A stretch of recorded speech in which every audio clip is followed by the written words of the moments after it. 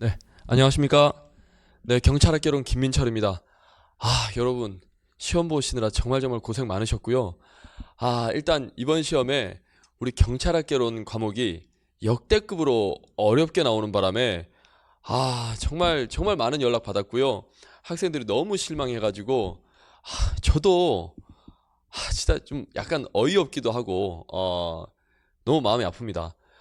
그러나 선택 과목이고요. 그리고 조정 점수기 때문에 그 원점수만 가지고 너무 마음 아파하지 마시고 어차피 다른 과목하고 균형이 맞아집니다. 예를 들어서 좀 이번에 쉬웠다고 하는 뭐 형소법 뭐 이런 과목에 비하면 충분히 뭐 원점수가 한 10점, 15점 차이 난다 하더라도 그걸 극복할 수 있고요. 실제로 지난 2차 시험 때도 17년도 2차 때 그렇게 난이도가 어렵지 않았는데도 불구하고 형소법 90점보다 우리 경찰학 80점이 훨씬 더 조정 점수가 높았습니다. 이번에는 이제 좀 더 차이가 날 것 같아요. 그래서 좀 하여튼 어렵게 출제되는데 여기서 어렵다는 건 일단 우리가 잘 보지 못했던 지문들 그리고 실제로 우리 순경 시험에서는 출제가 아직 한 번도 되지 않았던 그래서 중요도 있게 다루지 않았던 파트들의 문제가 한두 문제도 아니고 서너 문제, 한 대여섯 문제까지 나오지 않았나 싶고요. 그래도 다행인 건, 정말 그래도 다행인 건, 제가 기분이 좀 그나마 나은 건, 그래도 잘 봤다는 학생들이 꽤 연락이 많이 와가지고, 다행히 그 중에 또 이제 우리 문제풀이라든지, 그래도 제가 끝까지, 이거는 좀 보시라고. 그렇게 당부당부 드린 문제가 그대로 나온 것들이 몇 개 있어서 그나마 조금 더 다행이라 생각하고요. 그래도 우리 저랑 같이 수업을 했던 친구들은 다른 친구들보다는 좀 유리한 측면에서 시험을 보지 않았나 싶습니다. 자, 어쨌든 전체적으로 그 어떤 학원이든 그 어떤 강사님의 수업을 들었건 어떤 책으로 공부를 했건 하여튼 이번 시험은 순경만 봤을 때 순경 죄송합니다. 제가 어제 그리고 오늘 아침까지 너무 응원을 열렬하게 하는 바람에 목이 지금 쉬어가지고 죄송합니다. 근데 그 응원만큼 시험이 근데 시험이 무조건 쉽다고 또 좋은 건 아니에요, 그렇죠? 쉬우면 내가 쉬우면 남들도 쉬우니까 변별력이 없어져요. 물론 이번 시험처럼 너무 어려우면 이것 또한 변별력이 별로 없어집니다. 그래서 좀 안타깝죠. 변별력이 있을 만큼 어렵게 딱 출제가 됐어야 되는데 그게 좀 강의하는 사람 입장에서는 그리고 우리 수험생 입장에서 분명히 좀 아쉬운 점이 아닐까 싶어요. 하여튼 어쨌든 쉬운 것만도 좋은 건 아니니까 너무 걱정하지 마시고 일단 하여튼 이번 시험은 역대급으로 최근 10년 사이에 우리 순경 시험만 봤을 때는 최고 어려웠다라고 해도 과언이 아닙니다. 그러니까 너무 상심하지 마시고요. 지금 방금도 들어오는데 진짜 극과 극입니다. 90점 맞았던 친구, 95점 맞은 친구도 있고 80점, 85점 다 있는데 또 마지막에 만난 친구가 들어오기 직전에 자기 65점 맞았다고. 근데 65점 결코 지금 이번 시험에서는 나쁜 점수가 아니라는 거. 그래서 뭐 65점도 충분히 뭐 다른 과목에서 조금 잘 봐줬다라면 충분히 합격권에 가 있는 점수다라고 감히 말씀드리고 싶습니다. 그리고 80점 이상이면 고득점으로 보셔도 됩니다. 우리 경찰학 개론에서는 아시겠죠? 뭐 한 70점, 75점도 충분히 우수한 점수입니다.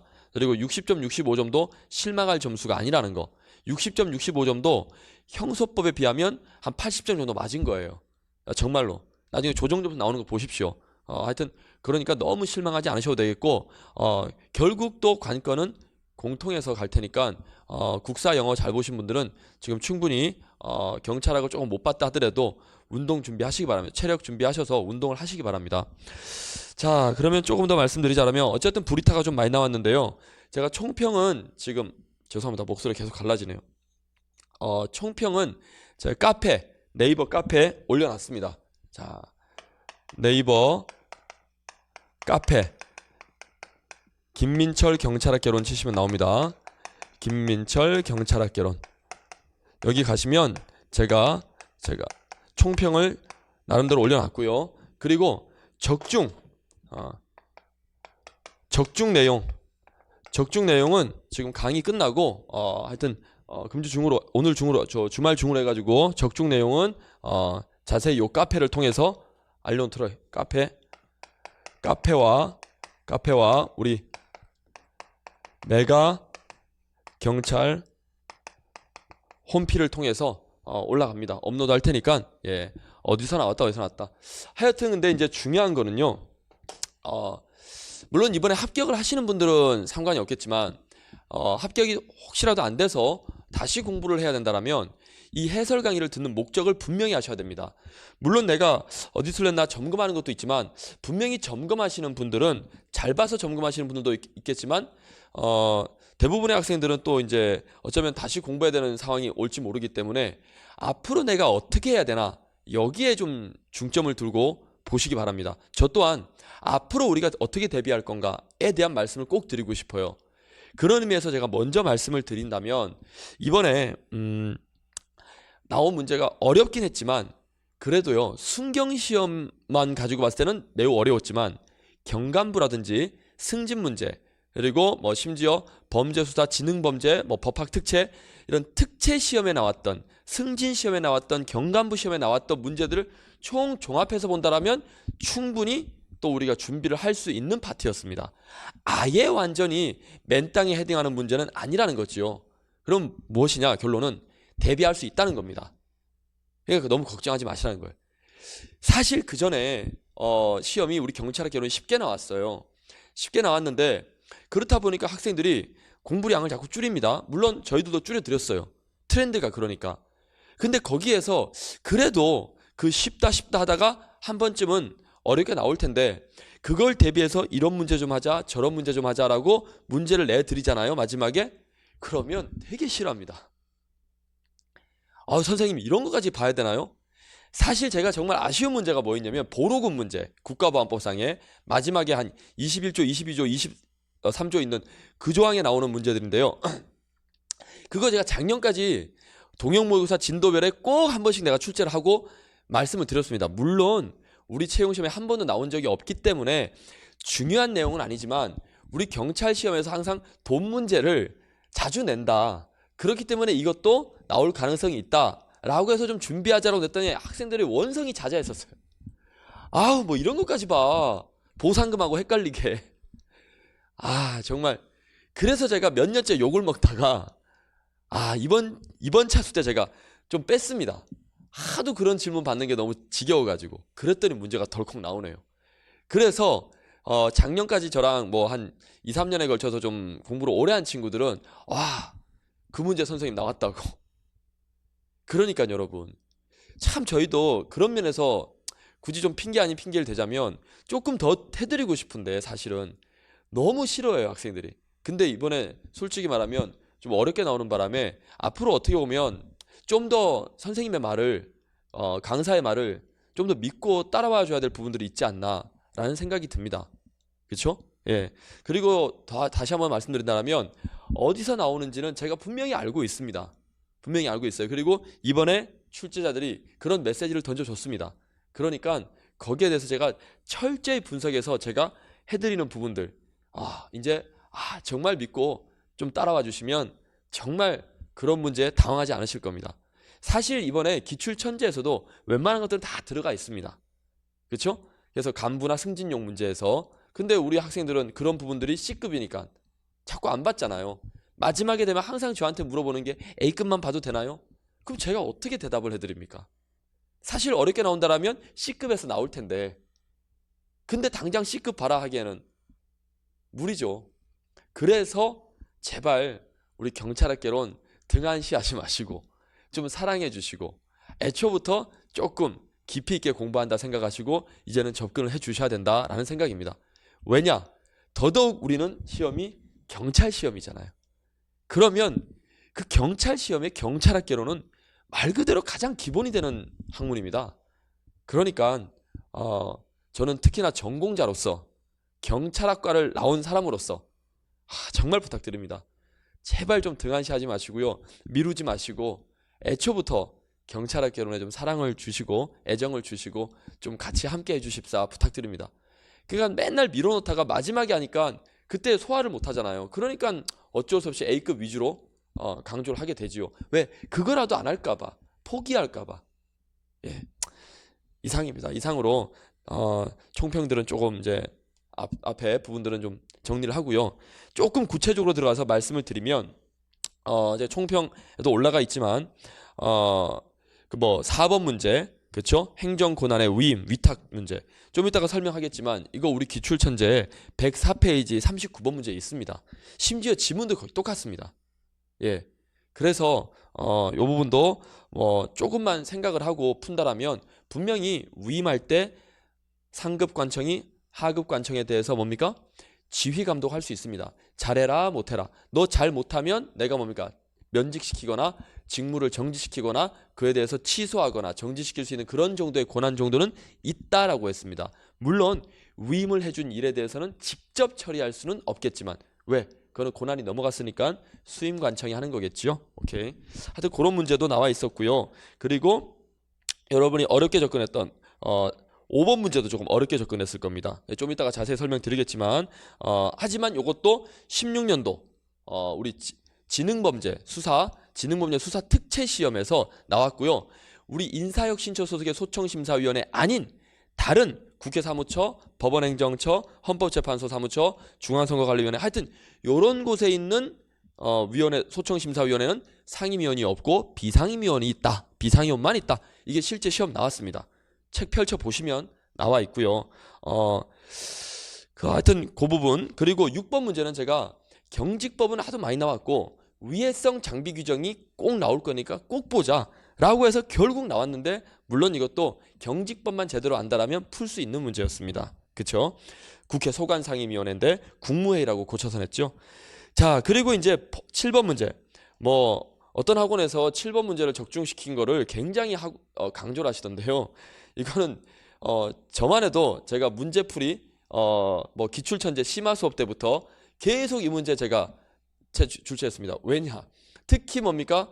이번에 1월달 들어서도 문제풀이 할 때는 왜 냈냐면 승진 문제 그대로 나온 문제예요. 이거를 뭐 적중시켰다고 자랑하는 건 사실 쪽팔리는 이야기입니다. 이거는 이번에 승진 문제에서 그대로 나왔기 때문에 제가 마지막까지도 이거 강조했었거든요. 마지막 마무리 특강 할 때 빨갱이 특강. 그래서 제가 승진 문제 꼭 보시라고 그리고 최근 경감문 문제 꼭 보시라고 해서 동영 모의고사 7, 8회 죄송합니다. 7, 8, 9회 이거를 서비스로 문제지하고 강의까지 그대로 올려드렸습니다. 그쵸? 실제 수업 때 했던 거를. 그래서 마무리 특강 때 보신 분들은 분명히 맞췄을 거예요. 그래서 뭐 이거 적중했다는 건 자랑할 건 아닙니다. 승진에 바로 나온 거기 때문에. 그래서 늘 말씀드립니다만은 특히 1차 시험 때는요. 직전 승진 문제와 경감부 문제는 거의 필수입니다. 필수. 아무리 이상한 문제가 나왔다 하더라도 이제는 필수입니다. 아시겠죠?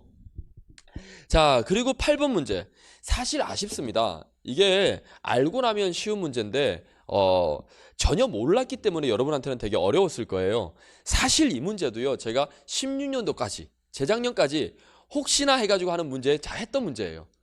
왜냐? 경감부나 승진 문제에서는 나왔던 문제거든요. 근데 이걸 우리 순경에는 한 번도 나온 적이 없습니다. 그런데 이런 문제를 이제 승진에 나왔다고 이거 알아두자라고 하면 학생들이 엄청나게 뭐라 합니다. 왜 한 번도 안 나온 걸 하시나요? 이러면서. 그리고 제가 아무리 열심히 해봐야 학생들이 버려요. 그 문제를. 그래서 사실은 가르치는 입장에서 이번 시험이 여러분들이 조금 불만이 많겠지만 앞으로의 어떤 가르치는 입장에서는 또 차라리 잘 됐다라고 생각됩니다. 이제는 학생들이 선생 말을 좀 믿겠구나. 그리고 정말 경찰학을 전공하고 정말 분석을 많이 해서 가능성 있는 문제를 제시해 줬을 때 학생들이 믿고 따라오겠구나 라는 생각이 좀 듭니다. 사실. 자, 요것도 좀 이따가 상세하게 설명드릴 텐데 설명 한번 들으면요 금방 딱 깨치는 문제입니다. 오케이. 제가 설명을 좀 잘하지 않습니까? 그렇잖아요. 자, 하여튼 그런 문제 하고요. 그리고 9번 문제 제가 예산 항상 강조했습니다. 물론 그렇게 어렵게 나오진 않았어요. 하지만 예산 문제는 꼭 중간에 나와서 변별력을 기를 수 있는 문제니까 봐둬야 된다라고 했는데 9번 문제 나왔고요. 자, 그래도 뭐 정답 자체는 어렵지 않았습니다. 그렇죠? 그리고 10번 문제 아마 이것도 학생들 중에는 굉장히 어렵게 느꼈을 건데요. 이거 16년도 1차 때 우리 순경시험에 그대로 나온 문제입니다. 그래서 16년도 1차 우리 순경시험에 1번, 2번, 3번 지문에 이렇게 섞어서 낸 문제예요. 가로에 숫자 넣기로. 그래서 그때 당시에는 연임할 수 없다. 이 위원들은 아니죠. 우리 연임할 수 없는 위원회는 경찰위원회밖에 없다 그랬죠. 그래서 연임할 수 없다를 틀린 지문을 해서 정답이 쉽게 고를 수 있었고요. 대신에 제가 그때 뭐라고 여러분한테 기출천재 제가 심화 수업할 때 기출천재 수업할 때 제가 강조하는 게 이번에는 정답이 연임할 수 없다라고 쉽게 나왔지만 다음번에는 그 정답 지문이 아닌 1, 2, 3번 지문이 정답 지문으로 나올 수 있다. 그러니까 이거는 다음번 시험에 출제할 수 있어라고 소개하는 거다. 그렇기 때문에 알아둬야 된다. 물론 자주 나올 가능성은 없지만 나오긴 나올 거다. 그래서 고득점을 노리는 친구들은 이 정도까지는 해놔야 된다라고 말씀드렸습니다. 그래서 그 문제가 그대로 나왔어요. 보십시오. 기출천재 보시면 16년도 1차 거기 언론중재 우리 마지막 총론 마지막 파트에 보시면요. 경찰 홍보 파트가 있습니다. 거기에 보면 요 문제 그대로 들어와 있습니다. 예, 거기에 지문 그대로예요. 그래서 보통은 우리 위원회가 5명 이상 7명이 내는데 여기는 되게 많다. 40명 이상 90명이 내고 물론 이 위원들이 다 들어가는 건 아니지만 하여튼 그래서 2명 이내의 부위원장 그리고 2명 이내의 감사 해가지고 그 숫자 더하시면 됐던 문제였었고요.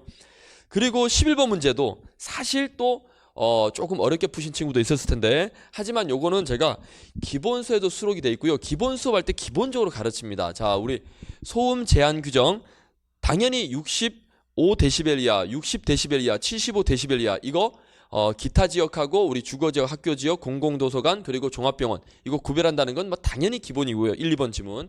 그리고 하지만 3번 지문은 자, 우리가 측정을 한다라면 당연히 피해 지역 가야 되겠죠. 피해 지역. 그렇죠? 피해자 건물. 근데 피해자 건물이 만약에 여러 개 있습니다. 그러면 주된 건물을 중점적으로 측정을 하는 것이지 저 멀리 떨어진 부속 건물이라든지 경비실 이런 거는 측정의 대상이 아니다. 요 정도는 기본적으로 기본 수업 때 하고 넘어가는 부분들이었습니다. 그렇죠? 좀 이따가 자세하게 또 설명드리겠습니다. 자, 그리고 12번 문제 경비업법. 요것도요. 좀 이따가 설명드리겠지만 제가 기적의 특강 할 때 꿀팁 우리 다음날 들어가는 거 작년 시험 문제에서도 정보 공개 관련해 가지고 다음날 들어가는 거 그렇죠? 이의 신청했다 그러면 기본적으로 재심하는 기간이 7일인데요 7일이 끝났다라면 7일 더 연장할 수 있다 그랬죠? 기간 연장할 때는 당연히 1차 기간 끝나고 나면 연장하려면 그 다음날부터 센다 라고 했습니다. 그래서 기간이 똑같은 기간이 반복돼서 연장될 때는 다음날이란 말이 들어가는데 그거 아닌 것들은 대부분 그냥 그날부터입니다. 그렇죠? 자, 그런데 다음날 들어가는 게 있었죠. 우리 사망한 다음날. 하여튼 그거 외에는 다 뭡니까? 그날부터라고 해야 되는데 그렇죠. 그래서 3번 지문 12번에 3번이 허가 받은 날부터라고 해야 되는데 다음날이 들어가서 제가 가르쳐준 기적의 특강에서 가르쳐준 꿀팁으로 해결하면 충분히 그래서 그 꿀팁으로만 해결할 수 있는 거 아까 소총심사에도 있었거든요. 제가 우리 경찰학에서 형벌 나오면 무조건 뭡니까? 딱 하나 우리 신규 경찰 공무원 채용할 때 자격정지라는 거 빼고는 나머지는 다 뭐다? 그쵸? 금고 이상으로 찍으시라고 누누이 설명했습니다. 금고 이상 아니고 뭐 벌금 이상이다 다른 거 나오면 무조건 틀린 걸로 가시라. 신규 채용 말고. 기억나시죠? 이거 뭐 저랑 했던 친구들은 가볍게 꿀팁으로 푸셨으리라 믿겠습니다. 근데 뭐 당황하면 그런 게 생각이 안 날 수가 있지요. 그래서 안타깝습니다. 그래서 다음번 시험에 더 연습을 시켜야 되겠다라는 생각을 이번에 제가 했었고요. 그리고 13번 문제. 요것도 마찬가지죠. 거기 2번 지문에 자격정지 이상. 제가 말했던 그 꿀팁으로 풀으셨으면 이거 틀렸네라고 하고 뭐 내용을 진짜 모른다 하더라도 정답을 찍을 수 있었습니다. 그렇죠? 대신에 제가 총포도검 관련해서는 15년도 1월에 개정이 돼서 우리 총기 관련 사고가 많이 나기 때문에 중요하다. 이거는 꼭 알아둬야 된다. 해서 몇 가지를 설명했었는데 어쨌든 지문 자체는 쉽지 않았어요. 공부를 안 하면 모르는 지문들인데 그래도 꿀팁이 있었다라면 맞출 수 있었지 않나. 그래서 이제 저랑 했던 친구들 중에 고득점자들이 쭉 있는데요. 그 친구들이 꿀팁으로 해결했다. 예, 고맙습니다. 그리고요 14번 문제 범죄수사규칙. 자, 요거 승진이나 경감부 그리고 사실은 범죄수사규칙 우리가 범수규칙이라고 하는데 요거는 실제 우리 특채 시험에서 수사 파트, 수사 과목에서 주로 나오는 문제고 우리 경찰학 개론 순경 시험에서는 거의 안 나왔던 문제입니다. 10년 이내 거의 안 나왔는데 이번에 나왔네요. 자, 그런데 이것도 형소법 규정이랑 또 헷갈려가지고 1번을 오답이라고 찍으신 분들이 꽤 계시던데 사실은 더 조금 그래서 이제 착오하신 친구들이 있던데요. 하여튼 뭐 요것도 크게 어려운 내용은 아니고 좀 이따 자세히 설명드리겠지만 거기 4번 문제 4번 문제 보시면 4번 지문에 경찰관은 원본을 봉인하기 전에 진술자 또는 변호인이 녹화물의 시청을 요구하여 시청하게 할 수 있다가 아니라 화해한다. 그렇죠? 원본을 봉인하는 거죠. 원본을 봉인한다는 말이 뭡니까?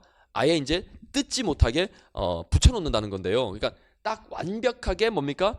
봉인한다. 그러니까 봉투를 그렇죠? 딱 그리고 완전히 이제 못 만지게 딱 잠그는 장치를 하는 건데 그렇게 잠그기 전에 마지막으로 당연히 뭡니까? 확인해야 되겠죠.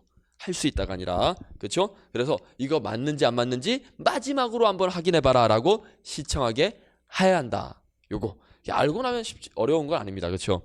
자 그리고 15번 문제가 아주 어려웠습니다. 15번 문제 아주 어려웠는데 자 요것도 설명을 듣고 나면 좀 쉬워지겠지만 어쨌든 요 부분은 어려웠습니다. 하지만 거기 2번 지문, 4번 지문 등은 우리 핵심 요약집에도 146페이지, 147페이지도 있고요.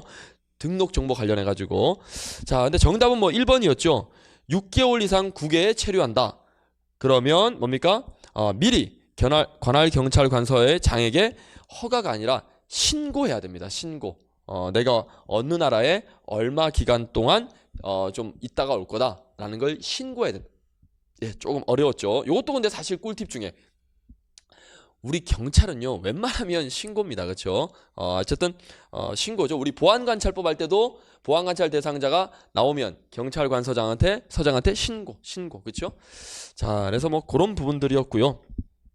그리고 공개는 가족 여가부 장관이 한다 그랬고 그 정보 관리하는 건 보관하는 건 법무부 장관이다. 뭐 이런 것들은 우리가 기본적으로 꿀팁으로 우리 장관들 뭡니까 기적의 특강에서 정리할 때 했던 부분들입니다. 그래도 쉽지는 않았습니다.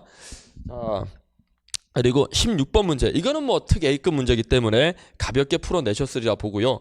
그리고 17번 문제 판례 문제인데 자 이거는 뭐 형소법 관련해 가지고 여러분 판례들 우리 물론 경찰에서 합니다만은 그렇게 했었으면 풀어내지 않았을까 싶습니다. 그래서 위드마크 공식이죠. 위드마크 공식인데 자 실제 측정을 하면 0.05를 안 넘을 수 있겠지만 있을 수도 있는데 그런 상황이라 하더라도 위드마크 공식을 적용한다라면 어때요? 계산이 좀 더 많을 수도 있다는 거죠. 물론 적을 수도 있는데 혹시나 많을 수도 있다는 거죠. 계산을 했는데 뭐 이런 경우 뭐 좀 이따가 자세히 설명드리겠지만 그러니까 하여튼 위드마크 공식은 실제랑 안 맞을 수 있다. 그런데 그거를 고지할 의무 자체는 없습니다. 아시겠죠? 고지할 의무가 있다 그래서 틀렸지요. 자 당연하죠. 추정치기 때문에 당연히 실제랑 안 맞을 수 있습니다. 실제보다 더 많이 나올 수도 있고 실제보다 더 적게 나올 수도 있고 그렇죠? 추정치기 때문에 하지만 그걸 알릴 의무는 없다라는 겁니다. 자 그리고 18번이고요. 자 국가보안법 아까 말씀드렸던 보루금 관련 문제 물론 쉽지 않은 문제였습니다. 하여튼 다 옳은 지문이에요. 자 간단하게 말씀드리면 국가보안법 관련해서 압수물을 가져왔다거나 뭐 예를 들어 간첩이 돈을 많이 가지고 있었던 거예요. 그래서 우리가 압수를 했습니다. 그래서 그게 한 100억 된다고 합시다. 근데 그걸 압수했으면 어때요? 그걸 잡으러 간 경찰관이나 그런 것들을 뭐 신고했던 사람들이나 그런 거를 받아가지고 경찰에 갖다 주는 사람이 어때요? 아쉽겠죠. 이거 안 갖다 주고 내가 그냥 인마이 포켓하면 어떨까? 그러니까 이런 마음을 좀 상쇄시켜 주려고 그 압수물이나 뭡니까? 취득한 금품 자체의 그 금액 중에 최대 2분의 1 범위 안에서 뭡니까? 그 신고한 사람 그리고 압수물 가져온 사람 그 사람에게 뭡니까? 좀 나눠주겠다는 겁니다. 상금으로. 오케이. 그걸 우리가 보상금이라고 안 하고 국가보안법에서는 보로금이다라고 한다는 거지요. 자 그리고 19번 문제 인도 거절 사유 그렇죠? 절대적 인도 거절 사유, 임의적 인도 거절 사유 이건 뭐 워낙에 특혜급이기 때문에 우리 외사경찰 파트에서 가장 시험에 많이 나왔던 문제였습니다. 예, 요거는 당연히 맞춰주셨으리라 봅니다. 자 그리고 20번 문제 우리 수사권 독립 특히 이번에 문재인 정부 들었으면서 수사권 독립이 강조되고 있지요. 그래서 당연히 이거는 꼭 알아둬야 되고 상식선에서 우리가 다 해결할 수 있도록 기출천재할 때 충분히 설명드렸습니다. 그렇죠? 자 그래서 뭐 수사권 독립을 수사권을 경찰에게 넘겨주는 걸 찬성하느냐 아니면 지금처럼 수사권을 검사가 다 가지고 있느냐 그렇죠? 독립하는 경찰에게 독립시켜주는 걸 반대하는 입장 예, 그거 구별하는 문제였습니다. 이 정도로 이제 일단 전체적으로 제가 살펴봤고요. 자, 그러면 한번 기지개 한번 쫙 펴시고 한번 좀 자세하게 설명을 드리도록 하겠습니다. 자, 1번 문제 가볼게요. 1번 문제. 1번 문제는 뭐 요거는 가볍게 풀어내셔야 하는 문제입니다. 그렇죠? 그래서 1번 문제는 활동의 질과 내용하면 질서경찰, 봉사경찰, 권력적 작용을 그렇죠? 주로 하면 질서경찰, 서비스 활동을 주로 하면 봉사경찰 이렇게 구별해서 1번이고요. 보안경찰과 협의행정경찰 우리 항상 구분하는 기준 꼭 알아둬야 되죠. 그래서 1번 문제는 A급 문제입니다. 그래서 업무의 독자성에 따라 오로지 그렇죠. 사회질서 유지만 하면 보안경찰 사회질서 유지를 목적으로 하긴 하는데 다른 주 업무가 있어요. 그렇죠. 영업 허가를 한다든지 건축 허가를 해준다든지 위생 단속을 나간다든지 이런 거 하는 경찰은 협의의 행정경찰이라고 했고요. 그리고 행정경찰과 사법경찰 3번은 그렇죠. 삼권 분립에 따라 구분하거나 또는 목적, 사회 목적이냐 국가 목적이냐 자 그렇게 구분하는 경찰이라고 했고 그리고 4번은 이번에 고등경찰이라는 게 처음 나왔는데요. 요거는 주로 국가적인 가치 이거는 사실 아까 국가 목적이냐 사회 목적이냐 이거하고 좀 비슷한데요. 조금 애매한 개념입니다. 추상적인 개념이에요. 그래서 사회적 가치에 집중을 하게 되면 보통경찰 쉽게 말하면 사회 질서 유지를 주로 목적으로 하면 보통경찰 그리고 고등경찰은 국가 특히 정보 국정원 같은 기관들을 생각하시면 됩니다. 그런 특별한 정보 수집 국가와 국가 간의 어떤 외사 파트 요런 걸 주로 다루는 경찰들을 우리가 고등경찰이라고 한다. 그래서 약간 정치적인 목적이 많이 들어가 있습니다. 정치적인 목적. 자, 됐고요. 그리고 2번 문제 넘어가시면 경찰청 공무원 행동학령. 요거는 당연히 A급이죠. 특 A급. 그래서 뭐 1번, 2번, 3번 지문은 가볍게 처리해 주셔야 되는 기출 지문들입니다. 그렇죠? 그리고 4번에 요거는 4조의 2, 경찰청 공무원 행동학 4조의 2에 새로 들어온 내용인데 이건 당연한 내용이죠. 수사 지휘에 대해서 이의 제기와 관련해서 상담을 요청할 수 있다. 요거 제가 수업 때 분명히 강조드렸습니다. 그렇죠? 꼭 한 번은 보고 가야 된다. 됐고요. 그리고 3번 문제입니다.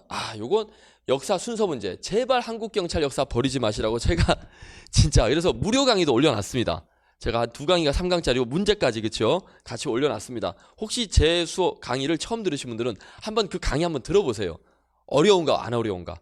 제가 정말 어렵게 나오면 어쩔 수 없지만 이 정도까지는 꼭 해놔야 된다. 특히 연도 알아두는 거. 이것도 다 중요한 내용 연도만 나왔습니다. 경찰법, 그리고 경찰공무원법, 경찰관 직무집행법 3대 메이저법은 꼭 연도 알아둬야 된다 그랬죠. 그렇죠? 경찰법은 91년도, 경직법은 1253, 53년도, 경찰공무원법은 69년도. 그렇죠? 그리고 최초 여성 경찰관. 그렇죠? 미국이 우리나라를 통치할 때 미군정기입니다. 연도를 꼭 모른다 하더라도 미군정기라는 정도는 아셔야죠. 그래서 여성의 인권이 존중되지요. 그래서 46년도에 여자 경찰관 그리고 여자 경찰서도 생기죠. 바로 이어서 그리고 경찰 간부 부생도 뽑고요. 뭐 어쨌든 미군정기 그리고 자치경찰 생긴 건 꼭 알아야 되죠. 제주자치경찰. 특히나 요즘 자치경찰 이야기 많이 나오지 않습니까? 우리나라 최초의 자치경찰은 제주도 2006년도. 이거는 뭐 당연히 알아둬야 되는 것이고 그리고 치안국으로 처음에 시작했죠. 우리 정부 수립할 때 48년도에 그러다가 74년도 문세강이가 그렇죠. 유경수 여사 저격 사건을 계기로 그렇죠. 74년도 12월 24일 크리스마스 이브날을 기점으로 치안본부로 승격한다. 그래서 크리스마스 이브 관련해서 뭐 제가 또 쓸데없는 잡소리도 하고 수업 때 기억하시라고 뭐 이렇게 수업을 진행합니다. 그러니까 한번 꼭 보시고요. 그래서 그 내용만 알면 가볍게 땡큐하고 맞춰주는 문제입니다. 물론 한국 경찰 역사 안 나올 거야. 선생 말 안 듣고 끝까지 자기 혼자 버린 친구들은 아마 땅을 치고 통곡을 했겠지요. 그러니까 제발 자꾸 버릴라 하지 마시고 하나라도 더 하자. 물론 너무 쓸데없는 것까지 할 필요 없습니다. 정말 경찰학만큼은 진짜 제 이름을 걸고 제가 하자는 것만 꼭 해주세요. 예, 이제는 정말 제 말을 더 잘 들을 것 같아서 더 자신 있게 제가 강조하겠습니다. 오케이.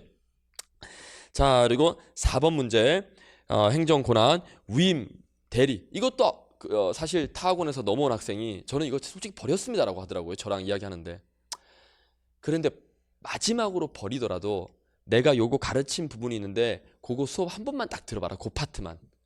그래서 들어보고 정 안 되면 버리라고 했었어요. 예, 그 친구 아마 안 버리고 이거 맞췄을 거라 저는 생각합니다.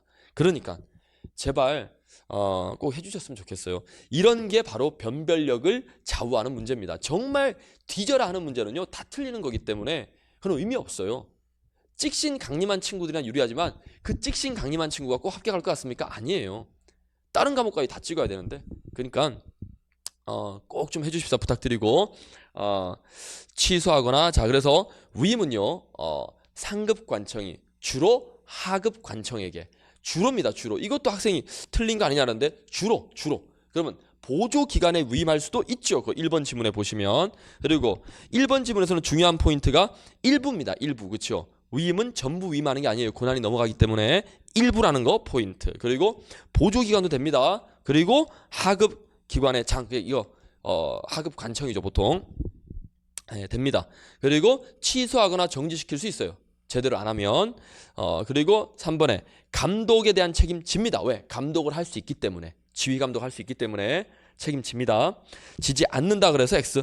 한번 찾아보세요. 우리 문제. 우리 기출천재 104페이지 39번 문제 있습니다. 그리고 수시로 감사할 수 있겠지요. 감사가 뭡니까? 감시하고 조사하는 겁니다. 잘하고 있나 잘못하고 있나. 예, 이 정도 할 수 있습니다.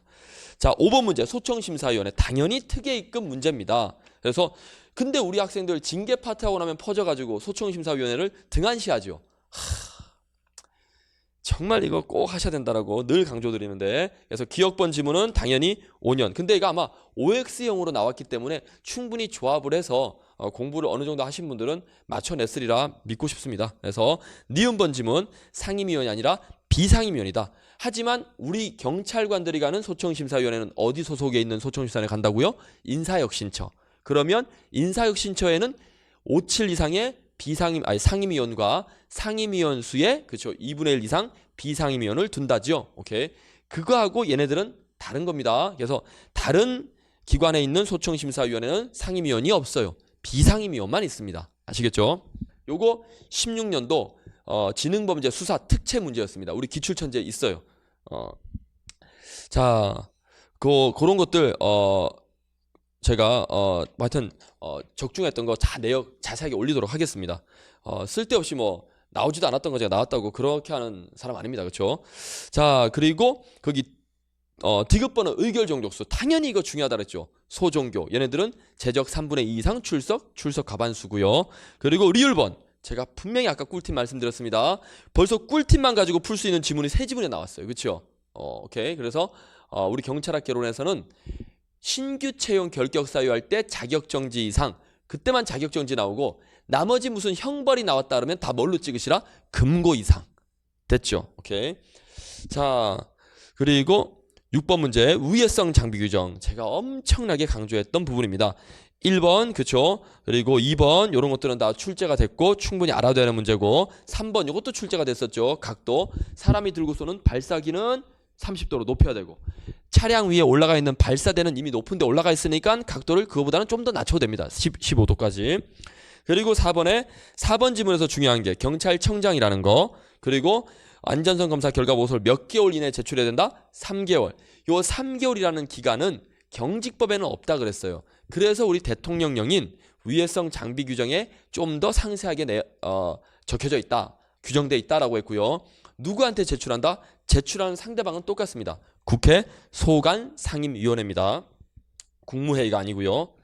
자, 그리고 넘어가셔서 7번 문제 18년도 올해 승진 문제입니다. 이거. 그래서 이거 자꾸 뭐 적중했다라고 하시는 분들은요, 좀 창피한 겁니다. 예. 그렇게 따지면 저는 뭐 적중을 뭐 수백 번 됐겠네요. 자, 어쨌든 자, 요거 제가 그래서 여기도 나왔지만 10년 이상. 이거 진짜 제가 문제 마지막까지도 제가 마무리 특강 시험 일주일 전에 했던 마무리 특강에서 제가 했는데 학생들이 물어보더라고요. 버려도 됩니까 선생님? 정말 네 알아서 하라 그랬는데 결국은 그 친구들 아마 찍소리 못할 겁니다. 그렇죠? 자, 10년 이상 되는 범죄를 신고했다. 신고하고 도와줬다라면 우리가 보상금을 줄 수 있는데 얼마 줄 수 있답니까? 30만 원. 그렇죠? 거기에 1번 지문입니다. 30만 원이고요. 그리고 그 밑에 10년 미만 범죄. 자, 신고했다라면 여기는 30만 원. 그리고 이거 20만 원. 그리고 5년 미만 범죄라면 10만 원. 그리고 50만 원. 50만 원 이하 범죄라면 3만 원입니다. 3만 원. 그쵸? 요거 이번에 출제된 거, 승진해서 출제된 거 똑같이 나왔습니다. 네, 그래서 제가 하라고 해서 보신 분들은 맞췄을 테고, 끝까지 선생님 말 안 듣고 난 안 해 했던 친구들은 뭐 당연히 틀렸겠죠. 예, 아마 시험장에서 진짜 땅을 치고 통곡했을 겁니다. 예, 김민철 말 안 들으면 그렇게 됩니다. 정말로. 자, 그 다음 8번 문제입니다. 자, 8번 문제. 요게 좀 아쉬운 문제인데요. 우리 채용시험에서는 한 번도 안 나왔는데 승진이나 경감에서는 아주 가끔씩 나오는 문제입니다. 자, 일단 여기서 말하는 물품은요, 우리 국가에서 사용하는 물품들 있죠. 정부에서 사용하는 그런 물품들의 총괄 책임은 기본적으로 조달청장님. 예, 쉽게 말해서 국가 사용 물품에 대해서 총괄하십니다. 총괄. 자, 요거. 근데 여기 보면 기획재정부 장관. 제가 기획재정부 장관은 어디서만 나온다? 예산, 돈 관련한 사람이죠. 자, 그리고 이제 조달청장님이 혼자 직접 안 하겠죠. 그래서 각 중앙 관서의 장에게 시킵니다. 각 중앙 관서의 장이라고 하면 예를 들면 우리 경찰 같으면 경찰청장이고요. 또는 뭐 국세청장, 뭐 요런 식의 사람들을 각 중앙 관서의 장이라고 합니다. 그럼 또 이분들이 직접 하진 않겠죠. 이분들이 누구한테 맡깁니까? 요게 바로 물품관리관입니다. 물품관리관. 됐죠? 그럼 물품관리관한테 여러 가지를 또 위임받은 사람들이 또 있어요. 됐나요? 그게 이제 나오는 게 분임물품관리관. 분임물품관리관. 그리고 물품 출납공무원. 출납공무원. 그리고 마지막에 4번에 나오는 물품운용관. 물품운용관. 그렇죠? 여기에 좀 다른 단어가 분임, 그리고 출납, 그리고 물품운용관. 그래서 구별될 게 이 사람이 제일 높은 사람이에요. 이 사람이 분임물품관리관에는 뭘 맡깁니까? 그렇죠? 물품관리의 그렇죠? 사무의 일부를 시키고요. 그리고 출납공무원은요, 출납이나 보관, 출납 또는 보관의 업무 일부를 여기다가 맡깁니다. 일부를. 자, 그리고 마지막에는 물품운용관은 물품의 사용, 그렇죠? 물품의 사용에 관한 내용들을 일부 이 사람한테 시키지요. 요렇게 됩니다. 요렇게. 됐죠? 요것만 좀 기억해 두신다면 맞힐 수 있는 문제인데 뭐 처음 보기 때문에 굉장히 어렵게 느껴졌을 겁니다. 자, 됐죠? 요렇게 정리하겠습니다. 자, 됐고요. 아까 넘어가기 전에 그 7번 문제에서 3번, 4번 지문 설명 안 드렸는데 뭐 요거는 이제 단순 암기 내용들이기 때문에 하여튼 다음에 이제 수업을 하면서 또 자세히 하도록 하겠습니다. 그러니까 이번에 시험에 최초로 나왔던 문제들은요, 다음 시험에 똑같이 안 나오겠죠. 그 부분들을 조금 더 집요하게 더 물어볼 겁니다. 그러니까 그런 게 이제 앞으로의 우리가 준비할 과정들이거든요. 그러면 또 어디까지를 더 들어갈 거냐? 그거는 또 이제 제가 정해드립니다. 제가 다 이렇게 또 정리해드리니까 그것만 하시면 된다는 거예요. 너무 걱정하지 마시라는 겁니다. 물품 관리가도 마찬가지죠. 요거는 이제 출제가 됐으니까 꼭 알아둬야 되겠고, 여기서 조금 더 준비해야 될 게 있습니다. 왜? 다음 시험을 대비해서. 그건 또 제가 해드린다는 거예요. 아시겠죠? 예, 너무 걱정 안 하셔도 돼요. 걱정 안 하셔도 돼요. 자, 그리고 9번 문제 넘어가셔서 예산 편성 절차. 자, 이 편성 절차는 기본적으로 우리 암기사항이었습니다. 그렇죠? 1월 말, 3월 말, 5월 말, 그리고 새로운 회계연도 개시 120일 전 국회에 제출, 그리고 30일 전 뭡니까? 의결까지. 근데 여기 특히 첫 번째 사업 계획서를 기획재정부 장관한테 제출하는 건 1월 31일까지인데 어떤 사업 계획서입니까? 당해 회계연도, 그리고 5회계연도 이상. 그렇죠? 3이 아니라 5회계연도 이상. 그리고 우리 여기서부터 어디까지 더 준비했습니까? 기획재정부 장관이 정하는, 요것도 만약에 바꿔낼 수 있다 그랬죠? 행정안전부 장관이 정하는 이렇게 나오면 X라고 이 정도까지 우리가 준비를 했었거든요. 그래서 충분히 저랑 함께 했던 친구들은 맞춰주셨을 겁니다. 그리고 국무회의냐 국회냐 날짜 누가 누구에게 이거 꼭 알아둬야 된다 그랬고 특히 그 중에 4번 지문 정부는 이 정부는이란 말 대신에 뭡니까? 기획재정부 장관은 이렇게 나오는 조문도 있어요. 사실은 조문이 조금 다른 조문인데 둘 다 알아놔야 된다. 기획재정부 장관이 정부의 대표라고 생각하면 된다. 돈 관련해서는. 그쵸? 그래서 제가 모의고사 때 정부는이라고 출제를 했더니 그때도 정말 학생 아실 겁니다. 정말. 질문을 엄청 많이 받았어요. 선생님 이거 기획재정부 장관은 이라고 해야 되는 거 아닙니까? 라고 했는데 사실은 조문이 다른 건데 그냥 똑같은 걸 알아둬라 라고 제가 하고 넘어갔습니다. 예, 그래서 이렇게 나와서 정말 너무 반가웠어요. 사실은. 정부는 이란 말은 기획재정부 장관은 이라고 동일하게 생각하시면 된다 그랬습니다. 자, 됐고요. 10번 문제로 넘어가겠습니다. 이거 16도 1차 문제라고 아까 설명 충분히 드렸습니다. 40명 이상 90명 이내 단순 암기 문제죠. 한번 찾아보세요. 기출천재 16도 1차 우리 총론 마지막 파트에 가면 경찰 홍보 파트에 있습니다. 거기에 요 두 지문이요 그대로 있어요. 거기에 1번 2번 지문으로 그대로 있습니다. 그러니까 제가 마찬가지 한번 출제가 됐던 지문은 반드시 나온다. 멀지 않은 시일 내에 다시 나온다. 그러니까 꼭 좀 여기까지는 알아둬라. 물론 이전까지 출제가 된 적은 없지만 이번에 새로 나왔지만 출제자는 다시 한번 내고 싶어 한다. 하지만 제 말 안 듣고 저랑 같이 수업을 여러 번 했습니다만은 그래도 끝까지 버리는 친구 있었을 거예요. 예, 땅을 치고 후회했을 겁니다. 정말로. 자, 됐고요. 11번 문제. 요건 아까 설명을 제가 좀 자세히 드렸었습니다. 그렇죠? 그래서 주거지역, 학교, 종합병원, 공공도서관 요 네 가지 지역 꼭 기억해 둬야 된다 그랬고 요 네 개 지역은 그렇죠? 우리 숫자로 이렇게 구분했었죠. 65, 60 그리고 75.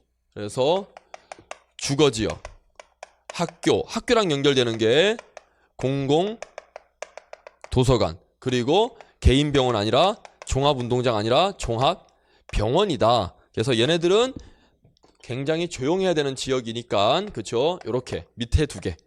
주간에 65, 야간에 60. 그 외에 기타 지역. 그렇죠? 그 외에는 기타 지역이니까 어떻게 위로 두 개를 묶어라라고 했습니다. 주간, 야간. 됐죠? 자, 그리고 측정할 때는 건물 외벽에서. 근데 어떤 건물? 주된 건물. 그렇죠? 부속 건물은 포함할 필요 없다 그랬습니다. 제가 그래서 수업 때 그림까지 그려드려요. 이렇게. 이게 주된 건물이 있는데 여기가 경비실이라고 합시다. 경비실. 그렇죠? 여기가 피해 지역이. 피해 주민이 귀가하는 주된 건물입니다. 예, 여기에. 그렇죠? 그럼 여기서 마이크 대고 측정을 해야 되지. 여기서 측정하는 게 아니라 그랬습니다. 물론 측정할 때는 경찰관이 하겠지요. 오케이. 자, 됐고 12번 문제 경비요법. 이거 아까 다음날 꿀팁으로 해결 가능한 거라 했고 제가 경비요법에 관련해서는 웬만한 문제가 다 나왔죠. 그래서 우리 시설경비, 호송경비, 그리고 신변보호, 그리고 기계경비, 그리고 특수경비 그 내용 중간에 글자 바꾸는 것까지 실제 시험이 다 출제가 됐으니까 계속 나오고 있다 그랬습니다. 그러니까 이제는 세부적인 허가라든지 이런 내용들이 나올 거다. 하라고 해서 1번, 2번 지문, 3번 지문 제가 강조했던 지문들입니다. 예, 그래서 다음 날이라는 것 때문에 사실은 5년을 3년으로 바꾸지 않고 그렇죠? 다음 날이란 말을 집어넣어 가지고 예, 요즘 트렌드네요. 다음 날. 그렇죠? 그래서 다음 날 꿀팁 뭐라고요? 사망한 다음 날. 그렇죠? 그리고 날짜 연장될 때. 그렇죠? 뭐 우리가 심의 의결하는 날짜가 예를 들어서 우리 뭐 정보공개 작년에 나왔던 문제를 예를 든다면 정보공개 기본적으로 이의 신청했다. 그럼 이의 신청을 받으면 며칠 이내에 의결한다? 7일 이내에 의결해줘야 되죠. 그런데 7일 이내에 만약에 의결을 못했다. 좀 더 심사를 해야 되겠다라고 한다면 그렇죠? 언제 의결 만약에 못했다. 그러면 플러스 요 7일 1, 2, 3, 4, 5, 6, 7일 끝나고 나서 그 다음 날부터 그렇죠? 날짜를 1, 2, 3, 4 세야 된다 그랬습니다. 요럴 때 다음 날 들어가더라. 날짜가 똑같은 게 반복돼서 연장될 때. 오케이. 자, 됐고요. 그리고 뭐 12번에 4번 지문은 이거 뭐냐라고 하는데 이런 것들은 이제 제가 수업 때 앞으로 좀 더 보충을 해드릴 겁니다. 집단 민원 현장, 쉽게 말해서 집단적으로 왜 우리 동네 이런 걸 짓느냐 뭐 하고 이제 시위를 하는 거죠. 예. 그런 일들이 생겼을 때 경비업자는 그렇죠? 경비원들을 쫙 세웁니다. 그럴 때 아무래도 위험하니까 뭡니까? 경비 지도사를 선임을 하고, 그러니까 경비원들을 관리하는 경비 지도사를 선임하고, 그렇죠? 지도 감독하게 해야 되겠죠. 당연히 하여야 한답니다. 그리고 13번 문제, 1번 총포란, 뭐 요런 게 총포라고 하고 가로 안에 가스를 사용하는 것 포함이다. 가스에 의해서 공기가 빵 하고 나가는 거죠, 총알이. 자, 그리고 2번 지문, 이거 아까 꿀팁으로 푸는 거였습니다. 동형 모의고사, 진도별 모의고사 때 제가 요거 출제했었고요. 어쨌든 자격정지 이상이 아니라 금고 이상이다. 꿀팁으로 해결하시는 문제. 물론 꿀팁이 아니면 이거는 공부 안 했다라면 굉장히 어려운 문제 맞습니다. 그러니까 제가 쉽다는 게 아닙니다. 여러분 오해하지 마시고요. 하지만 제가 이런 꿀팁을 가지고 미리 대응하지 못한 문제들을 대응할 수 있도록 저랑 같이 공부했던 친구들은 꿀팁으로 풀어냈을 거라고 이제 제가 믿고 싶은 거죠. 오케이. 자, 그리고 넘어가셔서 거기 뭐 3번 지문, 4번 지문들이 있는데 이런 것들은 이제 앞으로 수업 때 우리가 좀 더 이제 공부를 해야 될 파트겠지요. 왜? 이제는 출제가 됐으니까 제가 이거 공부하자라고 하면 말 듣겠지요. 오케이. 자, 그 대신에 뭐 4번 지문 같은 경우는 우리가 또 알죠? 화약류 나오면 경찰서장이라는 거. 예, 됐습니다. 그리고 3번 지문은 뭐 24시간 이런 것들이 이제 나중에 암기사항들입니다. 예, 지금 뭐 이거 외울 건 아니고. 자, 넘어가셔서 14번 범죄수사규칙. 아까 이거 형소법이랑 헷갈려가지고 좀 틀리는 사람이 많지 않았을까라고 걱정이 되고요. 어쨌든 나머지 당연히 1번에서는 피의자든 조서든 피의자나 또는 피의자 아닌 자, 쉽게 말해서 참고인이겠죠. 이런 사람들한테 무조건 영상 녹화해야 된다. 이건 아닐 겁니다. 그렇죠? 그래서 필요하다라면 영상 녹화를 할 수 있다라고 이렇게 재량상으로 가야 됩니다. 예.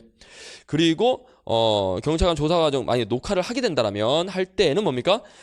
마치는 시점까지 모든 과정을 녹화해야 되겠고요. 그리고 만약에 중간에 도중에 영상 녹화의 필요성이 발생할 때는 그 시점부터 다시 조사를 종료하고 그 다음 조사 시작부터 다시 모든 과정을 합니다. 뭐 당연한 이야기들입니다. 여기는 요것도 이제 수업 시간에 좀 더 자세히 하도록 하겠습니다. 이제 사실 요거 여기서 우리가 이제 출제자들이 주는 메시지가 뭐냐면요. 과목 조정에 대한 이야기가 안 나올 수 없습니다. 지금 사실 이명박 정부 때 가뜩이나 이번에 이명박 대통령님이 이제 구속이 되셨잖아요. 제가 정치적인 이야기 하려는 게 아니라 어쨌든 사실 정치적인 이야기를 좀 떠날 수가 없는데요. 우리 공무원 시험 전체 공무원 시험도 마찬가지고 우리 경찰 공무원 시험도 과목 조정이 이명박 정권 말미에 됐는데요. 영어, 국사가 공통으로 들어오면서 나머지 경찰학개론, 형법, 형소법이 뭡니까? 변두리, 선택 과목으로 바뀌면서 이게 사실은 공무원의 전문성, 전문화에는 맞지 않는 시대에 역행하는 과목 변경이었습니다. 사실은. 그래서 심지어 경찰학개론이나 형법, 형소법, 법을 전혀 모르는 학생들도 경찰관이 될 수 있는 그런 아주 위험한 사실 과목 변경이었는데 그게 아마 이제 문재인 대통령 정권이 되면서 이제 바뀔 겁니다. 거의 바뀌는 게 이제 확정 단계인데요. 제가 섣불리 설레발 치는 게 아니라 하여튼 그래서 그 중에 이제 과목 변경 되는 거에 의해서 우리 경찰학개론의 전문성을 더 높이고자 좀 더 이렇게 출제 지침을 지금 내려준 게 아닌가라는 생각이 듭니다. 오케이. 자, 생각이 드는 게 아니라 사실은 그렇습니다. 그렇습니다. 제가 하여튼 뭐 저는 하여튼 뭐 그런 거를 다 이제 방송이기 때문에 직접 다 말할 수면 하여튼 저는 다 알고 있습니다. 그러니까 저를 믿으시고 오케이. 자, 어쨌든 그래서 이제 수사 파트에서만 나왔던 문제들도 우리 경찰학개론에서 뭡니까? 출제가 가능하다. 그러니 대비해라 라는 메시지입니다. 그럼 충분히 제가 대비를 시켜드리지요. 오케이. 자, 그래서 틀린 건 4번입니다. 아까 그래서 내용만 알면 쉽다 그랬죠. 봉인, 잠금을 할 때는 마지막 잠금 장치 하기 전에 그렇죠? 시청하게 해야 된다. 확인하라는 거죠. 자, 넘어가셔서 15번 문제. 자, 요거는 아까 설명드렸습니다. 그렇죠? 1번에 등록 대상자가 6개월 이상 국외에 체류한다라면 그렇죠? 허가가 아니라 관할, 경찰, 관수장에 신고다. 그래서 보안관절 처분 대상자가 교도소에서 나왔을 때 항상 신고할 때 누구한테? 우리 경찰 서장한테 신고한다 그랬죠. 그래서 경찰한테는 주로 신고다. 할 수 있다가 아니라 신고해야 한다. 오케이. 그리고 이제 2번 지문도 마찬가지고 2번 지문 성범죄를 하긴 했는데 선고유예를 받았다. 그럼 선고유예를 받았다는 건 성범죄가 아주 센 건 아니고 약한 거랬다는 거예요. 그렇죠? 뭐 성추행이라든지. 그렇다라면 뭡니까? 2년이 지나라면 면소한 것으로 간주해서 봐주겠다는 거죠. 예, 그거 말고도 어떤 범죄, 자 10년 이상짜리의 성범죄를 저질렀다든지 뭐 30년 이상짜리라든지 하여튼 그 성범죄를 저지르고 받은 형량에 따라서 그 정보를 몇 년간 보관할 건지 요거 사실은 제가 기본서랑 핵심 요약집에 넣어놨습니다. 나올 것 같아가지고 아직 한 번도 출제는 안 됐는데 이번에 나온 거죠. 근데 자세하게 나온 건 아니고 다음번에는 아마 그 파트가 꼭 나올 겁니다. 시험에. 그래서 제가 수업 때 강조해 드리겠습니다. 예, 핵심 요약집 146페이지, 147페이지 보시면 요 내용들이 들어가 있습니다. 한번 확인해 보세요. 오케이. 자, 이제는 제가 강조할 수 있겠네요. 시험에 출제됐으니까. 그러니까 우리 학생들도 사실은 선생 말도 안 믿고요. 다 안 믿습니다. 그냥. 그리고 저는 그래서 제가 항상 제가 말하는 게 정말로 저를 믿으라는 게 아니라 기출을 믿으라고요. 근데 심지어 기출도 다 안 믿잖아요. 왜? 기출이 한 번밖에 안 됐다. 그러면 또 공부 안 합니다. 여러 번 된 기출은 여러 번 보는데요. 한두 번밖에 안 된 건 또 안 봅니다. 다 버립니다. C급이라고. 그러니까 기출도 안 믿고 선생 말도 안 믿고 이건 뭐 오로지 자기 고집으로 공부한다는 거죠. 그래서는요 절대로 고득점이 안 나옵니다. 그래서 다시 한 번 더 말씀드립니다. 김민철이 저를 믿으라는 게 아니고요. 기출을 믿어주세요. 대신에 저는 기출이 어디서 나온다는 건 확실하게 알고 있으니까요. 아시겠죠? 자, 그리고 16번 문제는 아까 특 A급이기 때문에 이거는 뭐 가벼운 문제입니다. 1번은 시간을 끈다. 그러면 지연정화법, 지연시켜서 해결하겠다는 것이고 2번 전입법은 큰 사건이라든지 관심 사건을 터뜨려가지고 그렇죠 관심을 다른 데로 옮기는 거죠. 전입법 맞고요. 3번은 반대하는 세력이란 말이 나오면 반대 세력을 키워가지고 서로 싸우게 만드는 거 그렇죠. 불만 세력하고 그 불만 세력의 또 반대 세력 그래서 서로 싸우는 거죠. 그래서 세력 약화시키는 거. 그리고 4번은 사전에 불만을 미리 알아내서 해결해 준다. 뭡니까? 선수승합법. 이거는 뭐 기본 문제였었고요. 그리고 17번 음주 관련 판례인데 자 1번 지문은 우리 형소법에서 하는 겁니다. 그렇죠? 그래서 학생들이 이거 보고 와가지고 뒷장을 펼쳤더니 경찰학개론이 아니라 형수법 문제인 줄 알았네요. 뭐라고 뭐 하는데 하지만 이 문제 자체는 어렵진 않았습니다. 그래서 동의받지 않고 그렇죠? 영장 발부받지 않고 채취한 혈액은 유죄의 증거로 사용할 수 없다. 그리고 2번도 마찬가지입니다. 본인만이 유효한 동의를 할 수 있다는 것이고 만약에 피의자에게 의사 능력이 없는 경우에라 하더라도 법에 어떤 규정이 없다라면 함부로 채취하면 된다 안 된다는 거죠. 즉 법정 대리인의 동의도 효과가 없다는 거예요. 규정이 없다라면 그렇죠? 그래서 의사 능력이 없는 피의자라 하더라도 그럴 경우에 뭐 어떤 특별한 규정이 있다라면 할 수 있지만 규정이 없다라면 법정 대리인의 동의만 가지고는 할 수가 없습니다. 자 그리고 3번 무슨 말인지 아시죠? 만약에 아들이 음주운전으로 지금 의사 무능력자가 돼버렸어요. 그래서 피를 뽑고 싶은데 엄마 아빠한테 물어봅니다. 그렇다 하더라도 뭡니까? 엄마 아빠한테 물어봐서 채취하면 유죄의 증거로 사용할 수 있다라는 그런 규정이 있어야지만 가능한 것이지 규정이 없다라면 함부로 채취해서는 유죄의 증거로 사용할 수가 없다라는 거예요. 자 그리고 3번에 음주 측정 자발적인 거다. 그렇죠? 강제 아닙니다. 강제 아니라고 해서 그렇죠? 억지로 시킬 수는 없는데 만약에 하지만 억지로 시킬 수는 없지만 안 하면 처벌할 수 있습니다. 이거는 영장주의하고는 상관이 없는 이야기예요. 강제는 아니지만 안 하면 이거는 그냥 한 걸로 간주하고 뭡니까? 음주를 한 걸로 간주하고 우리가 처벌할 수 있습니다. 그거는 영장주의하고는 상관이 없다라고 생각하시고요. 그리고 위드마크 공식 아까 설명드렸습니다. 위드마크 공식은 그 자체가 기본적으로 추정치기 때문에 실제보다 높게 나올 수도 있고 아니면 실제보다 낮게 나올 수도 있다는 겁니다. 그러니까 그런 거를 굳이 고지할 의무는 없다라는 것이고요.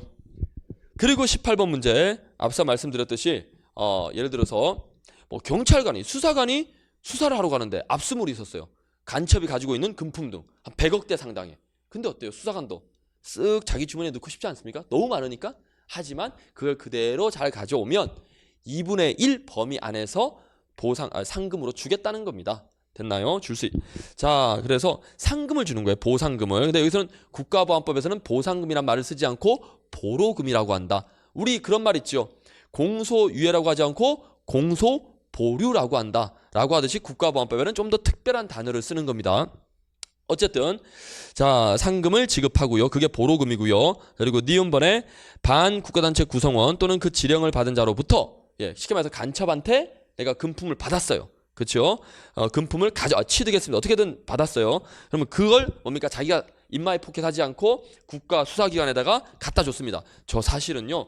반국가단체 구성원이나 그 지령을 받은 자 간첩한테요. 이런 돈을 받았습니다. 이거 나쁜 돈 아닙니까? 라고 하고 신고를 한 거예요. 그러면 어때요?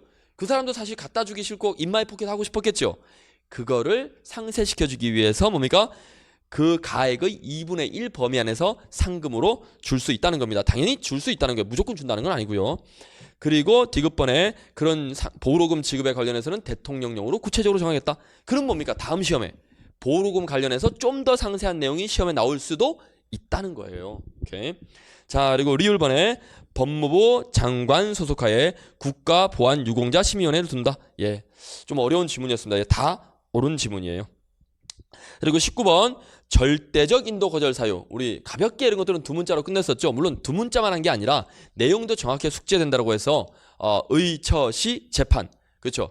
의심이 없더라. 그러면 절대 인도 안 하고요. 하지만 예외가 있죠. 그쪽 상대국 요청한 나라에서 유죄의 판결을 받은 사람이라면 그때는 보내줍니다. 그리고 불리한 처분입니다. 그렇죠? 2번 지문 정답으로 나온 거. 불리한 처분을 받을 것 같다. 인종, 종교 이런 문제 가지고 불리한 처분 받을 것 같다라면 절대로 안 보냅니다. 인도하지 아니하여야 한다라고 하셔야 돼요. 아니할 수 있다. X. 그리고 절대적 인도 거절 사유는 어떤 범죄에 관해서입니까? 인도 범죄에 관해서. 만약에 인도 범죄 외의 범죄에 관해서란 말이 나오면 그거는 절대적이다, 임의적이다, 임의적 거절 사유로 가셔야 된다 그랬습니다. 그래서 3번 인도 범죄 외의 범죄라고 나왔으니까 이거는 아니할 수 있다. 맞고요. 그리고 4번 재판은 재판이 돼. 어떤 재판일 때 절대적이다? 대한민국에서 하는 재판. 어떤 범죄에 대하여? 인도 범죄에 관하여. 그런데 여기는 4번에 제3국. 요것도 13년도에 시험에 나왔었지요. 오케이. 학생들이 많이 틀렸는데요. 제3국에서 하는 재판은 절대적이 아니라 해도 되고 안 해도 되는 거. 크게 신경 쓸 필요 없다 그랬습니다. 자, 그리고 마지막 우리 수사권 독립 문제인데요. 자, 1번 검찰은 쉽게 말해서 검사를 말하는 거죠. 수사권과 기소권을 다 가지고 있기 때문에 뭡니까? 너무 힘이 세다. 그래서 검사를 견제할 기관이 없더라. 그래서 견제와 균형의 원리가 작용하지 않는다라는 겁니다. 그러니까 이건 좋은 거예요? 나쁜 거예요? 안 좋은 거죠. 너무 독점하고 있으니까. 견제가 안 되니까. 그래서 균형이 안 맞잖아요. 힘의 균형이. 저쪽 검사들한테만 힘이 쏠려 있으니까. 그래서 그 힘을 경찰한테 좀 나눠줘서, 그렇죠? 수사권 정도는 띄워줘서, 그래서 경찰이 검사가 잘못하면 수사를 할 수 있게, 그렇죠? 수사만큼은 경찰이 할 수 있게 해주겠다는 겁니다. 그러면 힘의 논리가 좀 맞겠죠. 균형이 맞겠지요. 이거는 수사권을 경찰에게 독립시켜주는 걸 찬성하는 입장입니다. 그리고 2번 사법경찰관 작성 피의자 신문조서와, 자, 우리 사경이 작성하는 조서하고 검사가 작성하는 조서의 증거 능력에 차등을 두고 있죠. 그렇다 보니까 경찰에서도 조서를 작성하고 또 가가지고 검사한테도 작성합니다. 그러면 그 피의자는 조사를 받는 피의자는 불편하겠지요. 한 방에 해결하면 좋겠는데, 그래서 그런 중복 조사가 이루어지고 있는 걸 불편을 없애기 위해서 어디서만 조서를 쓰자? 그렇죠. 경찰에게. 왜? 경찰에게 수사권이 넘어가게 된다라면 경찰이 수사에 관한 권한을 가지고 있기 때문에 조서를 경찰 단계에서 한 번만 하면 되죠. 검사 단계에 가가지고 굳이 또 조서를 쓸 필요가 없다라는 겁니다. 검사는 그 수사한 내용을 서류를 보고 기소할지만 연구하면 된다는 거예요. 굳이 조서를 다시 쓸 필요가 없다라는 겁니다. 오케이? 이것도 경찰에게 수사권을 주자라는 찬성하는 입장이에요. 그리고 2번 현실적으로 대부분의 범죄를 우리 경찰이 하고 있지요. 그런데 뭡니까? 검찰의 과도한 수사지휘로 사실은 경찰이 다 하는데 검사가 자꾸 이래라 저래라 하니까 어때요? 짜증나요? 짜증이 나지요. 근데 검사하고 경찰은 사이가 가까워요, 또 멀어요? 건물도 다른 데 있고 하니까 어떤 효율성 면에서 떨어진다는 겁니다. 그러니까 검사가 우리한테 이래라 저래라 하지 말고 우리 자체적으로 하겠다. 그러니까 우리한테 권한을 주라. 됐습니까? 수사권 독립을 찬성하는 입장이죠. 예. 반면에 4번은 공소 제기와 유지에 필요한 필수 과정이다. 뭐가요? 수사란. 즉, 자, 이거죠. 여기다 쓴다라면 공소 제기를 하면 재판으로 넘어가게 되는데요. 그럼 이 공소 제기를 하기 위해서는 검사가 이 녀석은 나쁜 놈이야 라고 하는 확신이 있어야 되겠죠. 확신을 가지려면 수사도 누가 해야 된다? 검사가 다 해야 된다. 그렇죠? 공소 제기를 검사가 하고 있으니까 공소 제기를 자신 있게 하려면 수사를 검사가 해봐야 아, 이 새끼가 나쁜 새끼구나. 그래서 내가 자신 있게 유죄라고 공소 제기를 할 수 있다 이거죠. 그래서 수사와 공소 제기는 밀접한 관련이 있는 거다. 그렇죠? 이걸 다른 말로 하면 어떻게 쓰냐면 어려운 말로 불가분의 관계다라고 합니다. 불가분, 나눌 수가 없다라는 거죠. 꼭 붙어 있어야 된다. 즉 그러니까 결론은 검사가 둘 다 해야 된다라는 수사권 독립을 반대하는 입장입니다. 됐죠? 자, 여기까지 처음에 대략적인 제가 총평과 함께 문제도 알려드렸고요. 그리고 마지막으로 또 이렇게 자세하게 설명을 드렸습니다. 자, 어쨌든 이번 시험은 끝났습니다. 합격하시는 분은 정말 축하드리겠고요. 혹시나 아쉽게 안 되시는 분들은 다음 시험을 준비하셔야 될 텐데 그 다음 시험만큼은 이렇게 불이탈을 맞지 않도록 정말로 제가 정해드리는 범위 그리고 C급이라도 좀 끝까지 함께 해주십사 부탁드리겠습니다. 아시겠죠? 그럼 C급까지 하려면 어떻게 해야 된다? 지금부터라도 A급을 잘 해놓으시고 그리고 뭡니까? C급을 할 수 있는 체력을 기르셔야 돼요. 마지막에 하려니까 A급이 안 된 상태에서 C급을 하려니까 너무 힘들어서 진짜 C급 하는 거죠. 그러니까 처음에 A급을 잘 해놓으시고요. 지금부터 C급을 할 필요는 없습니다. A급이 잘 돼 있다라면 나중에 C급을 더 추가하셔도 충분히 내가 짊어지고 갈 수 있는 힘이 생긴다는 거예요. 아시겠죠? 자, 하여튼 경찰학개론은 누가 말해도 앞사또 김민철과 함께 하신다면 고득점은 따놓은 당상입니다. 수고하셨습니다. 예, 고맙습니다.